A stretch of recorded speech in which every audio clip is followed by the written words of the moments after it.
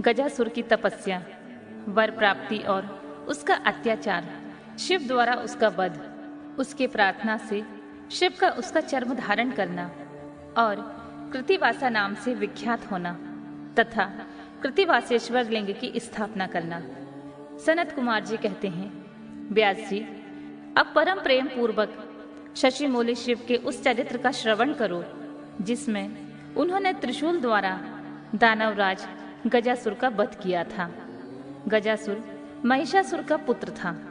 जब उसने सुना कि देवताओं से प्रेरित होकर देवी ने मेरे पिता को मार दिया था, तब उसका बदला लेने की भावना से उसने घोर तप किया।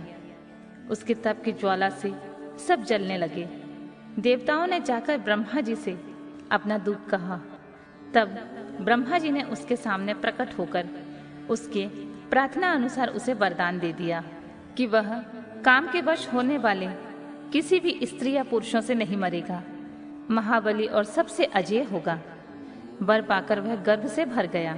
सब दिशाओं तथा सब लोकपालों के स्थानों पर उसने अधिकार कर लिया। अंत में भगवान शंकर की राजधानी आनंदवन काशी में जाकर वह सबको सताने लगा। देवताओं ने भगवान शंकर से प्रार्थना की। शंकर काम विजयी हैं ही। उन्होंने घोर युद्ध में उसे हराकर त्रिशूल में पिरो लिया। तब उसने भगवान शंकर का स्तवन किया। शंकर ने उस पर प्रसन्न हो इच्छित वर मांगने को कहा। तब गजासुर ने कहा, दिगंबर स्वरूप महेशान, यदि आप मुझ पर प्रसन्न हैं तो अपने त्रिशूल की अग्नि से पवित्र हुए मेरे इस चर्म को आप सदा धारण किए रहें। विभो, मैं पुण्य गंधों की निधि हूँ, इसलिए मेरा यह चर्म चिरकाल तक उग्र तपस्वी अग्नि की ज्वाला में पड़कर भी दग्ध नहीं हुआ है। दिगंबर, यदि मेरा यह चर्म पुण्यवान ना होता तो रणांगण में इसे आपके अंगों का संग कैसे प्राप्त होता। शंकर, यदि आप संतुष्ट हैं तो मुझे एक दूसरा वर और दे दीजिए। वह यह कि आज से आपका नाम कृतिवासा विख्यात हो जाए। सनत कुमार जी कहते हैं, मुने, गजासुर की बात सुनकर भक्त वत्सल शंकर ने परम प्रसन्नता पूर्वक महिषासुर नंदन गज से कहा, तथास्तु, ऐसा ही होगा। तदनंतर प्रसन्न आत्मा भक्त प्रिय महेशान उस दानवराज गज से, जिसका मन भक्ति के कारण निर्मल हो गया था, पुनः बोले। ईश्वर ने कहा, दानवराज, तेरा यह पावन शरीर मेरे इस मुक्ति साधक क्षेत्र काशी में मेरे लिंग के रूप में स्थित हो जाए। इसका नाम कृतिवासेश्वर होगा। यह समस्त प्राणियों के लिए मुक्तिदाता, महान पातकों का विनाशक, संपूर्ण लिंगों में शिरोमणि और मोक्षदायक होगा। यह कहकर देवेश्वर दिगंबर शिव ने गजासुर के उस विशाल चर्म को लेकर ओढ़ लिया। मुनीश्वर, उस दिन बहुत बड़ा उत्सव मनाया गया। काशी निवासी सारी जनता तथा प्रमथ गण हर्षमग्न हो गए। विष्णु और ब्रह्मा आदि देवताओं का मन हर्ष से परिपूर्ण हो गया। वे हाथ जोड़कर महेश्वर को नमस्कार करके उनकी नामक दैत्य का व्याघ्र रूप से शिव भक्त पर आक्रमण करने का विचार और शिव द्वारा उसका वध। सनत कुमार जी कहते हैं, व्यास जी, अब मैं चंद्रमौली के उस चरित्र का वर्णन करूंगा जिसमें शंकर जी ने दुदुम्बे निहाद्र नामक दैत्य को मारा था। तुम सावधान होकर श्रवण करो। दिति पुत्र महाबली हिरणाक्ष के विष्णु द्वारा मारे जाने पर दिति को बहुत दुख हुआ। तब देव शत्रु दुदुम्बी निहाद्र ने उनको आश्वासन देकर यह निश्चय किया कि देवताओं के बल ब्राह्मण हैं। ब्राह्मण नष्ट हो जाएंगे तो यज्ञ नहीं होंगे। यज्ञ न होने पर देवता आहार न पाने से निर्मल हो जाएंगे। तब मैं उन पर सहज विजय पालूंगा। यूं विचार करके वह ब्राह्मणों को मारने लगा। ब्राह्मणों का प्रधान स्थान वाराणसी है। यह सोचकर वह काशी पहुंचा और वन में वनचर बनकर समिधा लेते हुए जल से जलचर बनकर स्नान करते हुए और रात में व्याघ्र बनकर सोते हुए ब्राह्मणों को खाने लगा। एक बार शिवरात्रि के अवसर पर एक भक्त अपनी पर्णशाला में देवादिदेव शंकर का पूजन करके ध्यानस्थ बैठा था। बलाभिमानी दैत्यराज दुदुम्बी निहाद्र ने व्याघ्र का रूप धारण करके उसे खा जाने का विचार किया, परंतु वह भक्त दृढ़ चित्त से शिव दर्शन की लालसा लेकर ध्यान में तल्लीन हो रहा था। इसके लिए पहले से ही मंत्र रूपी अस्त्र का विन्यास कर लिया था। इस कारण वह दैत्य उस पर आक्रमण करने में समर्थ न हो सका। इधर सर्वव्यापी भगवान शंभु को उस दुष्ट रूप वाले दैत्य का अभिप्राय पता लग गया। तब शंकर ने उसे मार डालने का विचार किया। इतने में जो ही उस दैत्य ने व्याघ्र रूप से उस भक्त को अपना ग्रास बनाना चाहा, त्यों ही जगत की रक्षा के लिए मणि स्वरूप तथा भक्त रक्षण में कुशल बुद्धि वाले त्रिलोचन भगवान शंकर वहां प्रकट हो गए और उसे बगल में दबोच कर उसके सिर पर वज्र से भी कठोर घूंसे से प्रहार किया। उस मुष्टि प्रहार से वह काक के दबोचने से वह व्याघ्र अत्यंत व्यथित हो गया और अपनी दहाड़ से पृथ्वी तथा आकाश को कंपाता हुआ मृत्यु का ग्रास बन गया।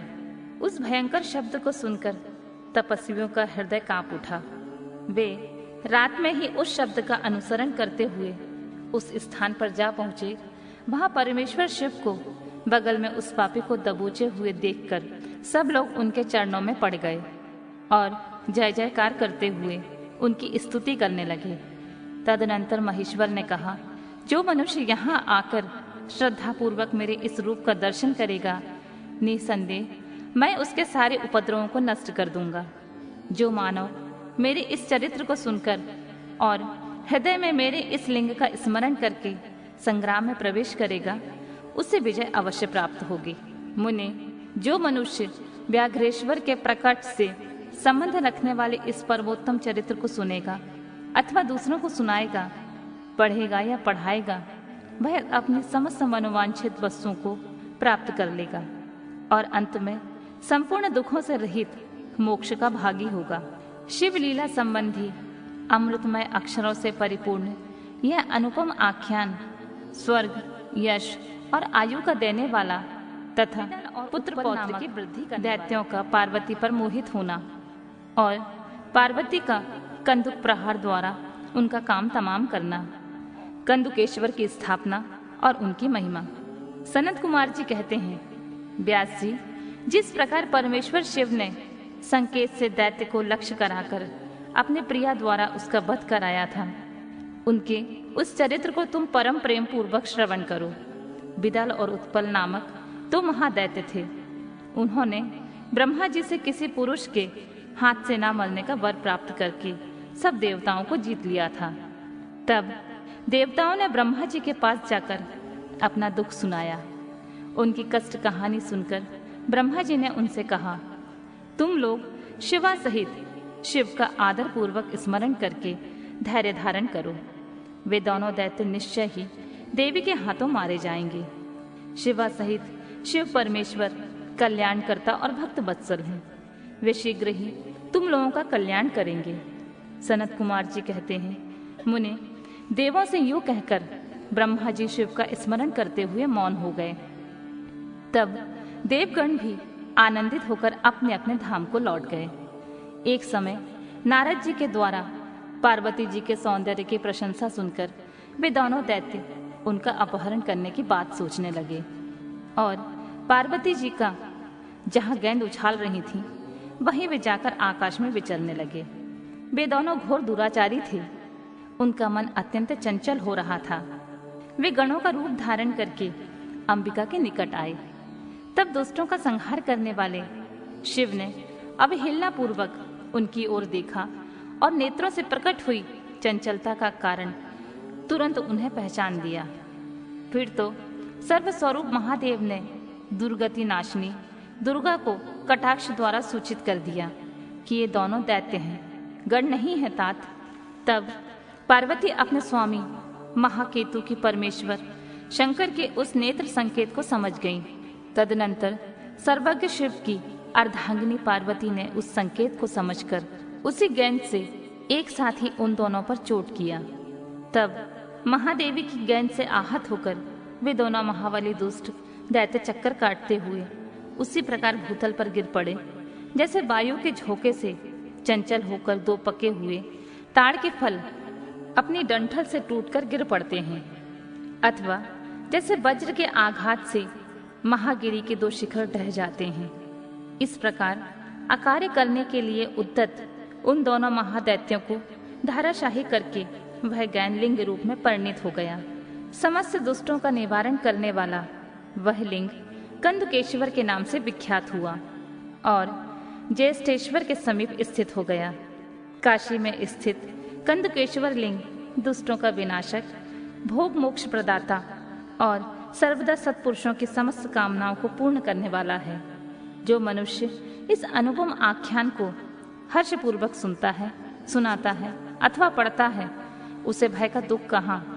वह इस लोक में नाना प्रकार के संपूर्ण उत्तमोत्तम सुखों को भोग कर अंत में देव दुर्लभ दिव्य गति को प्राप्त कर लेता है। ब्रह्मा जी कहते हैं, मुनि सत्तम, मैंने तुमसे रुद्र संहिता के अंतर्गत इस युद्ध खंड का वर्णन कर दिया है। यह खंड संपूर्ण मनोरथों का फल प्रदान करने वाला है। इस प्रकार मैंने पूरी की पूरी रुद्र संहिता का वर्णन कर दिया। यह शिव जी को सदा परम प्रिय है और भुक्ति मुक्ति रूप फल प्रदान करने वाली है। सूत जी कहते हैं, इस प्रकार शिवानुगामी ब्रह्मपुत्र नारद शंकर के उत्तम यश को तथा शिव सतनाम को सुनकर कृतार्थ हो गए। यूं मैंने संपूर्ण चरित्रों में प्रधान तथा कल्याणकारक यह ब्रह्मा और नारद का संवाद पूर्ण रूप से कह दिया। अब तुम्हारी और क्या सुनने की इच्छा है। रुद्र संहिता का युद्धखंड संपूर्ण। रुद्र संहिता शिव जी के सद्योजात, वामदेव, तत्पुरुष, अघोर और ईशान नामक 5 अवतारों का वर्णन। जो परमानंदमय हैं, जिनकी लीलाएं अनंत हैं, जो ईश्वरों के भी ईश्वर, सर्वव्यापक, महान, गौरी के प्रियतम तथा स्वामी कार्तिकेय और विघ्नराज गणेश को उत्पन्न करने वाले हैं, उन आदिदेव शंकर की मैं वंदना करता हूँ।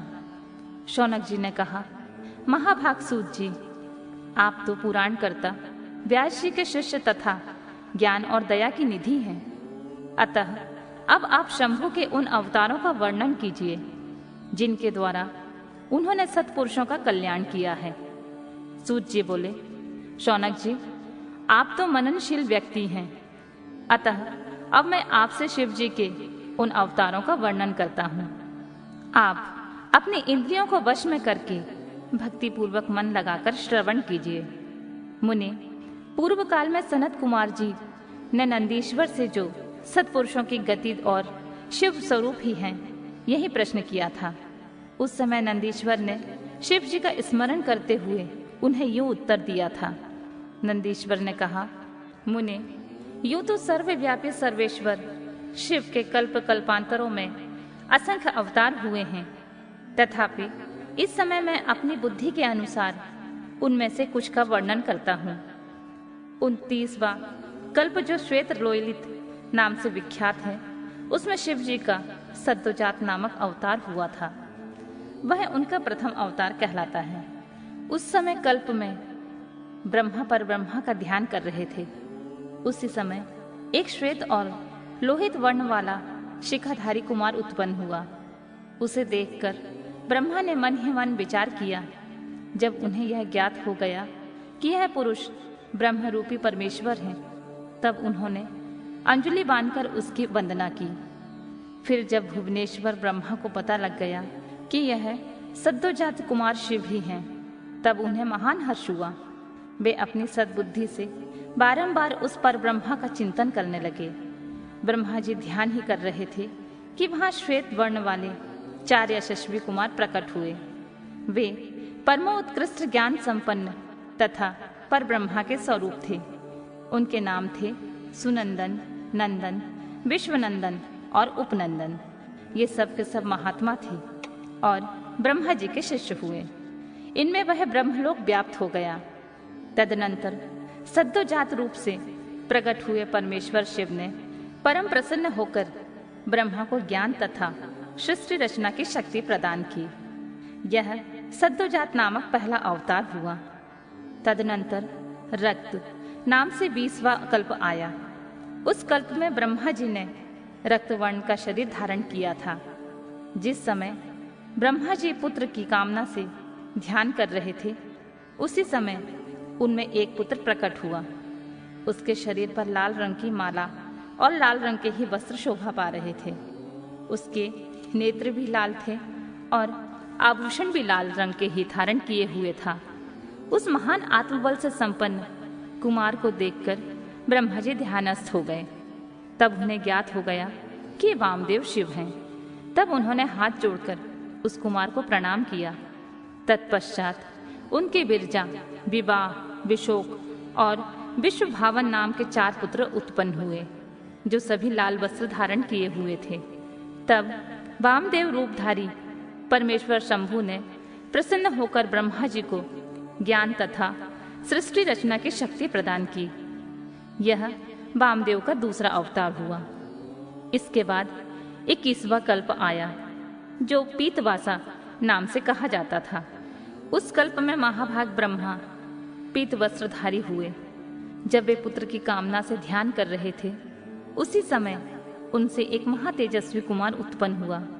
उस प्रौढ़ कुमार की भुजाएं विशाल थीं और उसके शरीर पर पीतांबर झलमला रहा था। उस ध्यानमग्न बालक को देखकर ब्रह्मा जी ने अपने बुद्धि के बल से उसे तत्पुरुष शिव समझा। तब उन्होंने ध्यान युक्त चित्त से संपूर्ण लोकों द्वारा नमस्कृत महादेवी शांकरी गायत्री का जप करके उन्हें नमस्कार किया। इससे महादेव जी प्रसन्न हो गए। तत्पश्चात उनके पार्श्व भाग से पीत वस्त्रधारी दिव्य कुमार प्रकट हुए। वे सब के सब योग मार्ग के प्रवर्तक हुए। यह तत्पुरुष नामक तीसरा अवतार हुआ। तत्पश्चात स्वयंभू ब्रह्मा के उस पीत वर्ण नामक कल्प के बीत जाने पर पुनः दूसरा कल्प प्रवृत्त हुआ।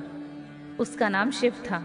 जब एकार्णव की दशा में 1 सहस्र दिव्य वर्ष बीत गए, तब ब्रह्मा जी प्रजाओं की सृष्टि करने की इच्छा से दुखी हो विचार करने लगे। उस समय उन महातेजस्वी ब्रह्मा के समक्ष एक कुमार उत्पन्न हुआ। उस महापराक्रमी बालक के शरीर का रंग काला था। वह अपने तेज से उद्दीप्त हो रहा था तथा काला वस्त्र, काली पगड़ी और काला यज्ञोपवीत धारण किए हुए था। उसका मुकुट भी काला था और स्नान के पश्चात अनुलेपन चंदन भी काले रंग का ही था। उन भयंकर पराक्रमी महामनस्वी देव देवेश्वर अलौकिक कृष्ण पिंगल वर्ण वाले अघोर को देखकर ब्रह्मा जी ने उनकी वंदना की। तत्पश्चात ब्रह्मा जी उन भक्त वत्सल अविनाशी अघोर को ब्रह्मरूप समझकर इष्ट वचनों द्वारा उनकी स्तुति करने लगे। तब उनके पार्श्व भाग से कृष्ण वर्ण वाले तथा काले रंग का अनुलेपन धारण किए हुए 4 महामनस्वी कुमार उत्पन्न हुए। वे सब के सब परम तेजस्वी, अव्यक्त नामा और शिव शरी के रूप वाले थे। उनके नाम थे कृष्ण, कृष्णशिख, कृष्णास और कृष्णकंठधक। इस प्रकार उत्पन्न होकर इन महात्माओं ने ब्रह्मा जी के सृष्टि रचना के निमित्त महान अद्भुत घोर नामक योग का प्रचार किया। यह अघोर नामक चौथा अवतार हुआ। मुनीश्वर, तदनंतर ब्रह्मा जी का दूसरा कल्प प्रारंभ हुआ। वह परम अद्भुत था और विश्व रूप के नाम से विख्यात हुआ।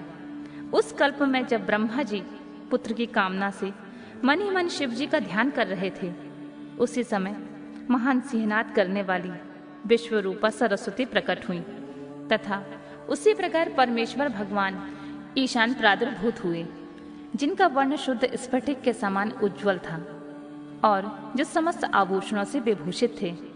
उन अजन्मा, सर्वव्यापी, सर्वार्थयामी और सब कुछ प्रदान करने वाले सर्वस्वरूप सुंदर रूप वाले तथा अरूप ईशान को देखकर ब्रह्मा जी ने उन्हें प्रणाम किया।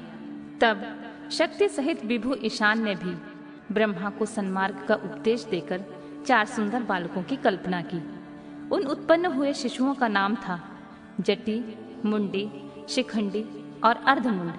वे योगानुसार सब धर्म का पालन करके योगागति को प्राप्त हो गए। यह ईशान नाम का 5वां अवतार हुआ।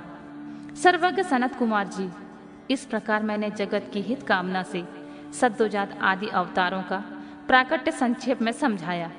उनका वह सारा लोक हितकारी व्यवहार यथार्थ स्वरूप से ब्रह्मांड में वर्तमान है। महेश्वर की ईशान, पुरुष, घोर, वामदेव और ब्रह्मा ये 5 मूर्तियां विशेष रूप से प्रसिद्ध हैं। इनमें ईशान, जो शिव स्वरूप तथा सबसे बड़ा है, पहला कहा जाता है। वह साक्षात प्रकृति का भोक्ता क्षेत्रस्व निवास करता है। शिव जी का दूसरा स्वरूप तत्पुरुष नाम से विख्यात है।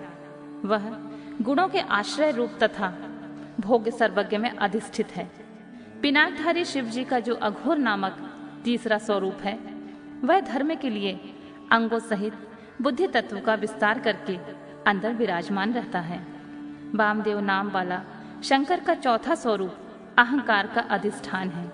वह सदा अनेकों प्रकार के कार्य करता रहता है। विचारशील बुद्धिमानों का कथन है कि शंकर का ईशान संज्ञक स्वरूप सदा कर्ण, वाणी और सर्वव्यापी आकाश का अधीश्वर है तथा महेश्वर का पुरुष नामक रूप त्वक पाणी और स्पर्श गुण विशिष्ट वायु का स्वामी है। मनीषीगण अघोर नाम वाले रूप को शरीर, रस, रूप और अग्नि का अधिष्ठान बतलाते हैं। शंकर जी का वामदेव संज्ञक स्वरूप रसना, वायु, रस और जल का स्वामी कहा जाता है। प्राण, उपस्थ, गंध और पृथ्वी का ईश्वर शिव जी का सद्योजात नामक रूप बताया जाता है। कल्याणकामी मनुष्यों को शंकर जी के इन स्वरूपों की सदा प्रयत्न पूर्वक वंदना करनी चाहिए, क्योंकि ये श्रेय प्राप्ति का एकमात्र हेतु है। जो मनुष्य इन सद्योजात आदि अवतारों के प्राकट्य को पढ़ता है अथवा सुनता है, वह जगत में समस्त काम्य भोगों का उपभोग करके अंत में परम मूर्तियों का तथा अर्धनारीश्वर रूप का सविस्तार वर्णन। नंदीश्वर कहते हैं, ऐश्वर्यशाली मुने, तुम तो महेश्वर के उन श्रेष्ठ अवतारों का वर्णन श्रवण करो जो लोकों में सबके संपूर्ण कार्यों को पूर्ण करने वाले अतएव सुखदाता हैं। तात, यह जगत में उन परमेश्वर शंभु की 8 मूर्तियों का स्वरूप ही है। जैसे सूत में मणियां पिरोई रहती हैं, उसी तरह यह विश्व उन अष्टमूर्तियों में व्याप्त होकर स्थित है। वे प्रसिद्ध 8 मूर्तियां ये हैं: शर्व, भव, रुद्र, उग्र, भीम, पशुपति, ईशान और महादेव। शिव जी की इन सर्व आदि अष्टमूर्तियों द्वारा पृथ्वी, जल, अग्नि, वायु, आकाश, क्षेत्रज्ञ, सूर्य और चंद्रमा अधिष्ठित हैं। शास्त्र का ऐसा निश्चय है कि कल्याणकर्ता महेश्वर का विशंबरात्मक रूप ही चराचर विश्व को धारण किए हुए है।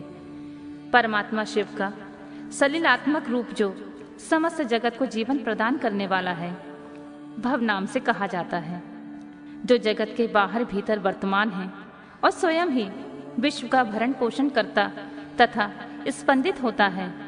उग्र रूपधारी प्रभु के उस रूप को सत्पुरुष उग्र कहते हैं। महादेव का जो सबको अवकाश देने वाला सर्वव्यापी आकाशात्मक रूप है, उसे भीम कहते हैं। वह भूत वृंद का भेदक है।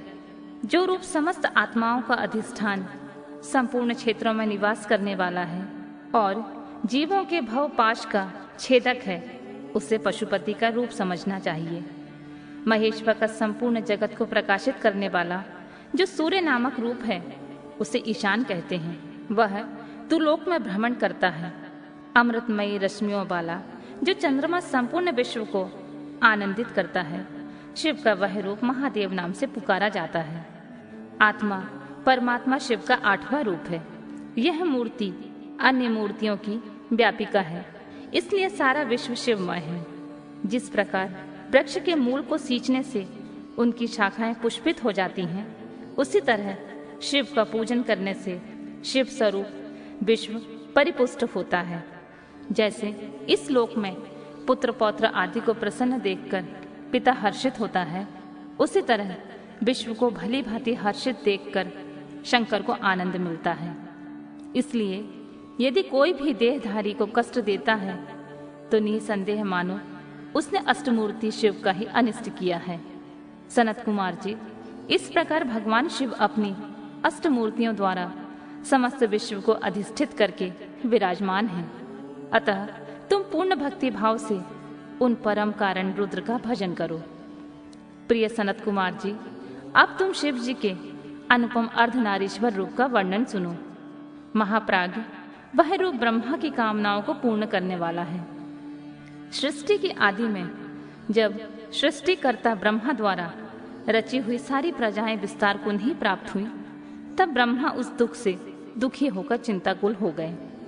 उसी समय यूं आकाशवाणी हुई, ब्राह्मण, अब मैथुनी सृष्टि की रचना करो।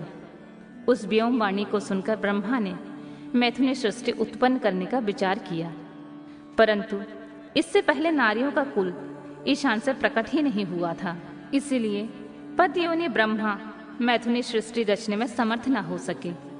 तब वे यूं विचार करके कि शंभु की कृपा के बिना मैथुनी प्रजा उत्पन्न नहीं हो सकती, तब करने को उद्यत हुए।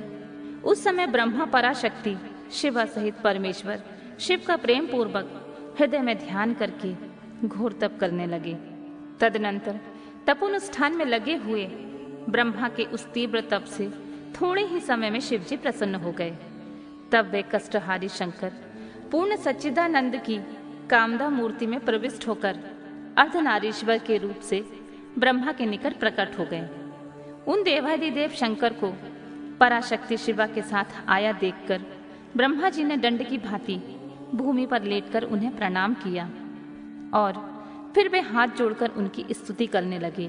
तब विश्वकर्ता देवादिदेव महादेव महेश्वर परम प्रसन्न होकर ब्रह्मा जी से मेघ की सी गंभीर वाणी में बोले। ईश्वर ने कहा, महाभागवत्स, मेरे प्यारे पुत्र पितामह, मुझे तुम्हारा सारा मनोरथ पूर्णतः ज्ञात हो गया है। तुमने जो इस समय प्रजाओं की वृद्धि के लिए घोर तप किया है, तुम्हारे उस तप से मैं प्रसन्न हो गया हूँ और तुम्हें तुम्हारा अभीष्ट प्रदान करूंगा। यूं स्वभाव से ही मधुर तथा परम उदार वचन कहकर शिव जी ने अपने शरीर के अर्धभाग से शिवा देवी को पृथक कर दिया। तब शिव से पृथक होकर प्रकट हुई उन परमा शक्ति को देखकर ब्रह्मा विनम्र भाव से प्रणाम करके उनसे प्रार्थना करने लगे।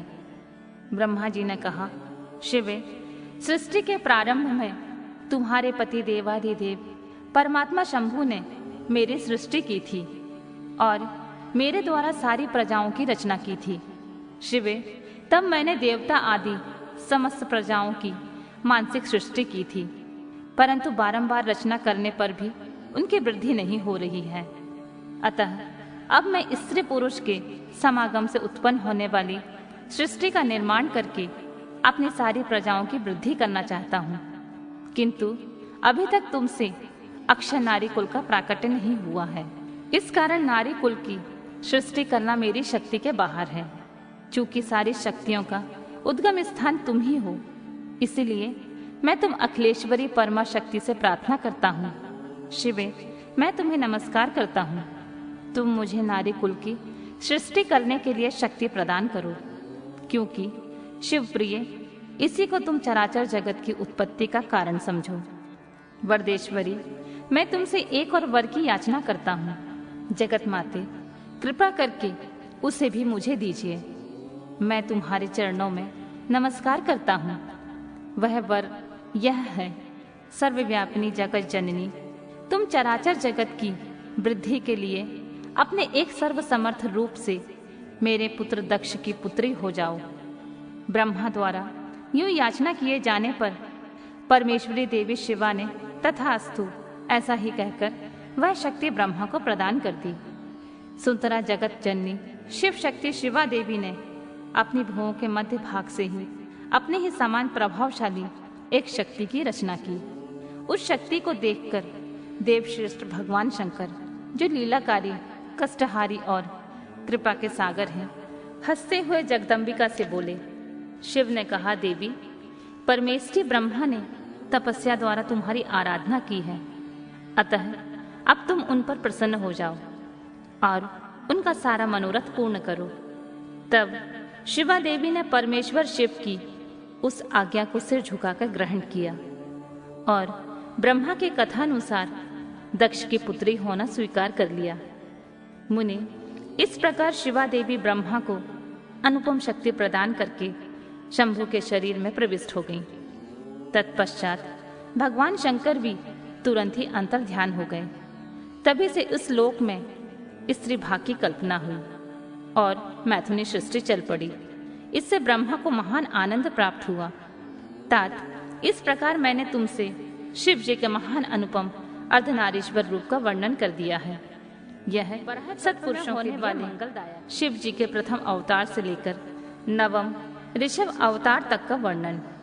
नंदीश्वर कहते हैं, सर्वज्ञ सनत कुमार जी, एक बार रुद्र ने हर्षित होकर ब्रह्मा जी से शंकर जी के चरित्र का प्रेम पूर्वक वर्णन किया था। वह चरित्र सदा परम सुखदायक था, उसे तुम श्रवण करो। वह चरित्र इस प्रकार है। शिव जी ने कहा, ब्राह्मण, बराह कल्प के 7वें मनवंतर में संपूर्ण लोकों को प्रकाशित करने वाले भगवान कल्पेश्वर, जो तुम्हारे प्रपोत्र हैं, वैवस्वत मनु के पुत्र होंगे। तब उस मनवंतर की चतुर्योगियों के किसी द्वापर युग में मैं लोकों पर अनुग्रह करने तथा ब्राह्मणों के हित के लिए प्रकट होऊंगा। ब्राह्मण युक्त प्रवृत्तियों के अनुसार उस प्रथम चतुर्योगी के प्रथम द्वापर युग में जब प्रभु स्वयं ही व्यास होंगे, तब मैं उस कलियुग के अंत में ब्राह्मणों के ईथार्थ शिवा शक्ति श्वेत नामक महामुनि होकर प्रकट होऊंगा। उस समय हिमालय के रमणीय शिखर छागल नामक पर्वत श्रेष्ठ पर मेरे शिखाधारी 4 शिष्य उत्पन्न होंगे। उनके नाम होंगे श्वेत, श्वेत सिख, श्वेताश्व और श्वेत लोहित। वे चारों ध्यान योग के आश्रम से मेरे नगर में जाएंगे। वहां वे मुझे अविनाशी को तत्वतः जानकर मेरे भक्त हो जाएंगे तथा जन्म, जरा और मृत्यु से रहित होकर पर ब्रह्मा की समाधि में लीन रहेंगे। वत्स पितामह, उस समय मनुष्य ध्यान के अतिरिक्त दान, धर्म आदि कर्म हेतु तक का साधनों द्वारा मेरा दर्शन नहीं पा सकेंगे। दूसरे द्वापर में प्रजापति सत्यव्यास होंगे। उस समय मैं कलयुग में सुतार नाम से उत्पन्न होऊंगा। वहां भी मेरे दुंदुभी, शतरूप, हर्षिक तथा केतुमान नामक 4 वेदवादी द्विज शिष्य होंगे। वे चारों ध्यान योग के बल से मेरे नगर को जाएंगे और मुझ अविनाशी को तत्वतः जानकर मुक्त हो जाएंगे। तीसरे द्वापर में जब भार्गव नामक व्यास होंगे, तब मैं भी नगर के निकट ही दमन नाम से प्रकट होऊंगा। उस समय भी मेरे विशोक, विशेष, विपाप और पापनाशन नामक 4 पुत्र होंगे। चतुरानन, उस अवतार में भी मैं शिष्यों को साथ लेकर व्यास की सहायता करूंगा और कलयुग में निवृत्ति मार्ग को सुदृढ़ बनाऊंगा। चौथे द्वापर में जब अंगिरा व्यास कहे जाएंगे, उस समय मैं सुहोत्र नाम से अवतार लूंगा। उस समय भी मेरे 4 योग साधक महात्मा पुत्र होंगे। ब्राह्मण, उनके नाम होंगे समुख, दुर्मुख, दुर्दुम और दुरितिक्रम। उस अवसर पर भी इन शिष्यों के साथ में व्यास जी की सहायता में लगा रहूंगा। 5वें द्वापर में सरिता व्यास नाम से कहे जाएंगे। तब मैं कंक नामक महातपस्वी योगी होऊंगा। ब्राह्मण, वहां भी मेरे 4 योग साधक महात्मा पुत्र होंगे। उनके नाम बतलाता हूँ, सुनो। सनक, सनातन, प्रभावशाली सनंदन और सर्वव्यापक निर्मल और अहंकार रहित सनत कुमार। उस समय भी कंक नामधारी मैं सविता नामक व्यास का सहायक बनूंगा और निवृत्ति मार्ग को बढ़ाऊंगा। पुनः 6ठे द्वापर में प्रवृत्त होने पर जब मृत्यु लोक कारक व्यास होंगे और वेदों का विभाजन करेंगे, उस समय भी मैं व्यास की सहायता के लिए लोकाक्षी नाम से प्रकट होऊंगा और निवृत्ति पथ की उन्नति करूंगा। वहां भी मेरे 4 दृढ़व्रती शिष्य होंगे। उनके नाम होंगे सुधामा, बिरजा, संजय और विजय। विधे 7वें द्वापर के आरंभ में जब सतक्रतु नामक व्यास होंगे, उस समय भी मैं योग मार्ग में परम निपुण जैगे शब्द नाम से प्रकट होऊंगा और काशीपुरी में गुफा के अंदर दिव्य देश में कुशासन पर बैठकर योग को सुदृढ़ बनाऊंगा और शतक्रतु नामक व्यास जी की सहायता और संसार भय से भक्तों का उद्धार करूंगा। उस समय युग में भी मेरे शाश्वत योगेश, मेघवाह और सुवाहन नामक 4 पुत्र होंगे। 8वें द्वापर के आने पर मुनिवर वशिष्ठ वेदों का विभाजन करने वाले वेदव्यास होंगे। योगी वित्तम, उस युग में भी मैं दधि वाहन नाम से अवतार लूंगा और व्यास जी की सहायता करूंगा। उस समय कपिल, आसुरी, पंचशिख और शावल्य नाम वाले मेरे 4 योगी पुत्र उत्पन्न होंगे जो मेरे ही समान होंगे। ब्रह्मा नवे चतुर्युगी के द्वापर युग में मुनि श्रेष्ठ सारस्वत नामक व्यास प्रसिद्ध होंगे। उन व्यास के निवृत्ति मार्ग की वृद्धि के लिए ध्यान करने पर मैं ऋषभ नाम से अवतार लूंगा। उस समय पराशर, गर्ग, भार्गव तथा गिरीश नाम के 4 महायोगी मेरे शिष्य होंगे। प्रजापति, उनके सहयोग से मैं योग मार्ग को सुदृढ़ बनाऊंगा। सब मुनि, इस प्रकार का व्यास का सहायक बनूंगा। ब्राह्मण, उसी रूप में मैं बहुत से दुखी भक्तों पर दया करके उनका भवसागर से उद्धार करूंगा। मेरा यह ऋषभ नामक अवतार योग मार्ग का प्रवर्तक, सारस्वत व्यास के मन को संतोष देने वाला और नाना प्रकार से रक्षा करने वाला होगा। उस अवतार में मैं भैत्रायु नामक राजकुमार को, जो विष दोष से मर जाने के कारण पिता द्वारा त्याग दिया जाएगा, उसे जीवन प्रदान करूंगा। तदनंतर उस राजपुत्र की आयु के 16वें वर्ष में ऋषभ ऋषि, जो मेरे ही अंश हैं, उसके घर पधारेंगे।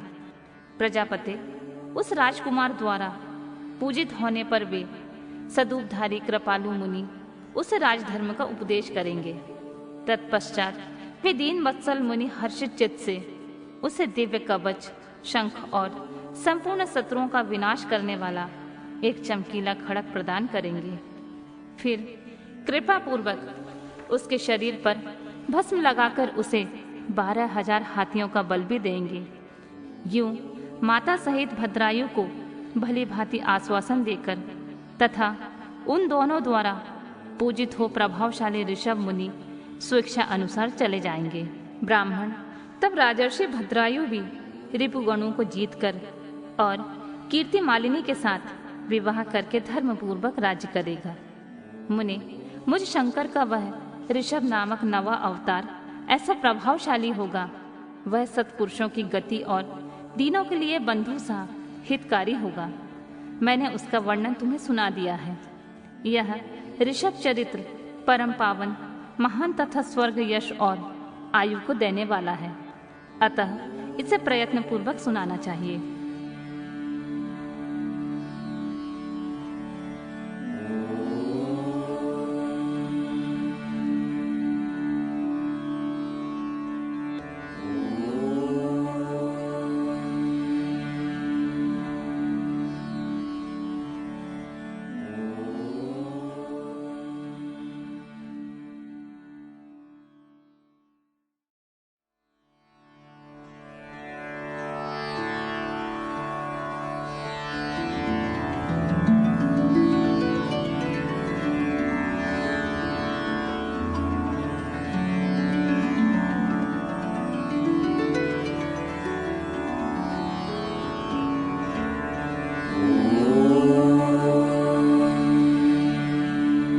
अगला अध्याय शिव जी द्वारा 10वें से लेकर 28वें योगेश्वर अवतारों का वर्णन। शिव जी कहते हैं, ब्राह्मण, 10वें द्वापर में त्रिधामा नाम के मुनि व्यास होंगे। वे हिमालय के रमणीय शिखर पर्वोत्तम भृगुतुंग पर निवास करेंगे। वहां भी मेरे श्रुति विदित 4 पुत्र होंगे। उनके नाम होंगे भृंग, बलबंधु, नरामित्र और तपोदन केशुशंग। 11वें द्वापर में जब निवत्र नामक व्यास होंगे, तब मैं कलयुग में गंगा द्वार में तप नाम से प्रकट होऊंगा। वहां भी मेरे लंबोदर, लंबाक्ष, केशलंब और प्रलंबक नामक 4 दृढ़वत्ती पुत्र होंगे। 12वीं चतुर्युगी के द्वापर युग में शततेजा नाम के व्यास होंगे। उस समय में द्वापर के समाप्त होने पर कलयुग में हेमकुंजक में जाकर अत्रि नाम से अवतार लूंगा और व्यास जी की सहायता के लिए निमत्री मार्ग को प्रतिष्ठित करूंगा। महामुनि, वहां भी मेरे सर्वज्ञ, समबुद्धि, साध्य और शर्व नामक 4 उत्तम योगी पुत्र होंगे। 13वें द्वापर युग में जब धर्म स्वरूप नारायण व्यास होंगे, तब मैं पर्वत श्रेष्ठ गंधमादन पर बालखिल्य आश्रम में महामुनि बलि के नाम से उत्पन्न होऊंगा। वहां भी मेरे सुदामा, कश्यप, वशिष्ठ और विरजा नामक 4 सुंदर पुत्र होंगे। 14वीं चतुर्युगी के द्वापर युग में जब वृक्ष नामक व्यास होंगे, उस समय में अंगिरा के वंश में गौतम नाम से उत्पन्न होऊंगा। उस कलयुग में भी अत्रि, वशद, श्रवण और श्रवष्टक मेरे पुत्र होंगे। 15वें द्वापर में जब त्रियारूणी व्यास होंगे, उस समय में हिमालय के पृष्ठभाग में स्थित वेदशीर्ष नामक पर्वत पर सरस्वती के उत्तर तट का आश्रय ले वेदशिरा नाम से अवतार ग्रहण करूंगा। उस समय महापराक्रमी वेदसिर ही मेरा अस्त्र होगा। वहां भी मेरे 4 पराक्रमी पुत्र होंगे। उनके नाम कुणी, कुणिबाहु, कुशरीर और कुनेत्रक। 16वें द्वापर युग में जब व्यास का नाम देव होगा, तब मैं योग प्रदान करने के लिए परम पुण्यमय गौकर्ण वन में गौकर्ण नाम से प्रकट होऊंगा। वहां भी मेरे कश्यप, उष्णा, चौयवन और बृहस्पति नामक 4 पुत्र होंगे। वे जल के समान निर्मल और योगी होंगे तथा उसी मार्ग के आश्रय से लेकर शिवलोक को प्राप्त हो जाएंगे। 17वें चतुर्युगी के द्वापर युग में देव कृतंजय व्यास होंगे। उस समय मैं हिमालय के अत्यंत ऊंचे एवं रमणीय शिखर महालय पर्वत पर गुहावासी नाम से अवतार धारण करूंगा, क्योंकि हिमालय शिव क्षेत्र कहलाता है। वहीं उतथ्य, वामदेव, महायोग और महाबल नाम के मेरे भी पुत्र होंगे। 18वीं चतुर्युगी के द्वापर युग में जब मृत्युंजय व्यास होंगे, तब मैं हिमालय के उस सुंदर शिखर पर, जिसका नाम शिखंडी पर्वत है और जहां महान पुण्यमय सिद्ध क्षेत्र है तथा सिद्धों द्वारा सेवित शिखंडी वन भी है, शिखंडी नाम से उत्पन्न होऊंगा। वहां भी वाचश्रवा, रुचिक, श्यावास और यतीश्वर नामक मेरे 4 तपस्वी पुत्र होंगे। 19वें द्वापर में महामुनि भरद्वाज व्यास होंगे। उस समय भी मैं हिमालय के शिखर पर माली नाम से उत्पन्न होऊंगा और मेरे सिर पर लंबी लंबी जटाएं होंगी। वहां भी मेरे सागर के से गंभीर स्वभाव वाले हिरण्यामा, कौशल्य, लोकाक्षी और प्रधिमी नामक पुत्र होंगे। 20वीं चतुर्युगी के द्वापर में होने वाले व्यास का नाम गौतम होगा। तब मैं भी हिमवान के पृष्ठभाग में स्थित पर्वत श्रेष्ठ अट्टाहास पर, जो सदा देवता, मनुष्य और यक्षेंद्र, सिद्ध और चारणों द्वारा अधिष्ठित रहता है, अट्टाहास नाम से अवतार धारण करूंगा। उस युग के मनुष्य अट्टाहास के प्रेमी होंगे। उस समय भी मेरे उत्तम योग संपन्न 4 पुत्र होंगे। उनके नाम हैं सुमंत, वरवरी, विद्वान कवंध और कुडीव गंधन। 21वें द्वापर युग में जब वाचाश्रवा नाम के व्यास होंगे, तब मैं दारुण नाम से प्रकट होऊंगा। इसलिए उस शुभ स्थान का नाम दारुवन पड़ जाएगा। वहां भी मेरे प्लक्ष, दर्वायणी, केतुमान और गौतम नाम से 4 परम योगी पुत्र उत्पन्न होंगे। 22वीं चतुर्युग के द्वापर में जब सुषमायण नाम के व्यास होंगे, तब मैं भी वाराणसीपुरी में लांगली भीष्म नामक महामुनि के रूप में अवतरित होऊंगा। उस समय में इंद्र सहित समस्त देवता मुझ हलायुधारी शिव का दर्शन करेंगे। उस अवतार में भी मेरे भल्लभी, मधु, पिंग और श्वेत केतु नामक 4 परम धार्मिक पुत्र होंगे। 23वीं चतुर्युगी में जब तृणबिंदु मुनि व्यास होंगे, तब मैं सुंदर कालिंजर गिरी पर श्वेत नाम से प्रकट होऊंगा। वहां भी मेरे उशिक, बृहदश्रव, देवल और कवि नाम से 4 तपस्वी पुत्र होंगे। 24वीं चतुर्युगी में जब ऐश्वर्यशाली यक्ष व्यास होंगे, तब उस समय में मैं नैमिष क्षेत्र में शूली नामक महायोगी होकर उत्पन्न होऊंगा। उस युग में भी मेरे 4 तपस्वी शिष्य होंगे। उनके नाम होंगे शालिहोत्र, अग्निवेश, युवनाश्राव और शरदसु। 25वें द्वापर युग में जब व्यास शक्ति नाम से प्रसिद्ध होंगे, तब मैं भी प्रभावशाली एवं दंडधारी महायोगी के रूप में प्रकट होऊंगा। मेरा नाम मुंडेश्वर होगा। उस अवतार में भी छगल, कुंडकर्ण, कुम्हांड और प्रवाहक मेरे तपस्वी शिष्य होंगे। 26वें द्वापर युग में जब व्यास का नाम पराशर होगा, तब मैं भद्रवट नामक नगर में सहिष्णु नाम से अवतार लूंगा। उस समय भी उलूक, विद्युत, शंभुक और आश्रलायन नाम वाले 4 तपस्वी शिष्य होंगे। 27वें द्वापर में जब जातुकर्ण व्यास होंगे, तब मैं भी प्रभा सतीर्थ में सोम शर्मा नाम से प्रकट होऊंगा। वहां भी अक्षपाद, कुमार, उलूक और वत्स नाम से प्रसिद्ध मेरे 4 तपस्वी शिष्य होंगे। 28वें द्वापर में जब भगवान श्री हरि पराशर के पुत्र रूप में द्वैपायन नामक व्यास होंगे, तब पुरुषोत्तम श्री कृष्ण अपने छठे अंश से वसुदेव के श्रेष्ठ पुत्र के रूप में उत्पन्न होकर वासुदेव कहलाएंगे। उसी समय योगात्मा मैं भी लोगों को आश्चर्य में डालने के लिए योग माया के प्रभाव से ब्रह्मचारी का शरीर धारण करके प्रकट होऊंगा। फिर शमशान भूमि में मृतक रूप से पड़े हुए अविच्छिन्न शरीर को देखकर मैं ब्राह्मणों के हित साधन के लिए योग माया के आश्रय से उसमें घुस जाऊंगा और फिर तुम्हारे तथा विष्णु के साथ मेरुगिर की पुण्यमयी दिव्य गुहा में प्रवेश करूंगा। ब्राह्मण, वहां मेरा नाम लकुली होगा।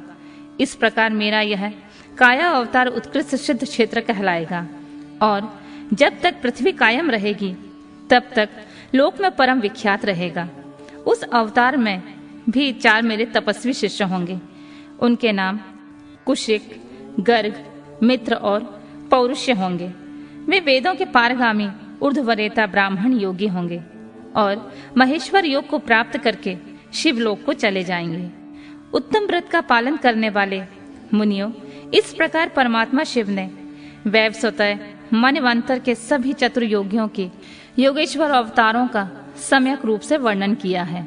विभो 28 व्यास क्रमशः एक एक करके प्रत्येक द्वापर युग में होंगे और योगेश अवतार प्रत्येक कलयुग के प्रारंभ में। प्रत्येक योगेश अवतार के साथ उनके 4 अविनाशी शिष्य भी होंगे, जो महान शिव भक्त और योग मार्ग की वृद्धि करने वाले होंगे। इन पशुपति के शिष्यों के शरीर पर भस्म रमी रहेगी, ललाट त्रिपुंड से सुशोभित रहेगा और रुद्राक्ष की माला ही इनका आभूषण होगा। ये सभी शिष्य धर्मपरायण, वेद वेदांग के पारगामी विद्वान और सदा बाहर भीतर से लिंगार्चन में तत्पर रहने वाले होंगे। ये शिव जी में भक्ति रखकर योग पूर्वक ध्यान में निष्ठा रखने वाले और जितेंद्रिय होंगे। विद्वानों ने इनकी संख्या 112 बतलाई है।